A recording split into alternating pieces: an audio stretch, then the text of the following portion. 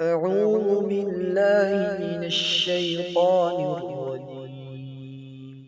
بسم الله الرحمن الرحيم.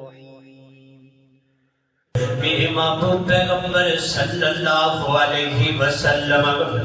سفر اندر جا رہے ہیں کہ جناب سیدنا جابر رضی اللہ تعالیٰ نو فرما دے سفر اندر جا رہے ہیں نبی پاک دے پیچھے پیچھے چلتے جا رہے ہیں تے رستے دے اندر ایک مردار بکری دا بچہ نظر آیا ہے کہ میرے محبوب پیغمبر اس بکری دے بچے دے قریب جا کے کھڑے ہو گئے کہ نبی پاک فرماتے ہیں اے میرے صحابہ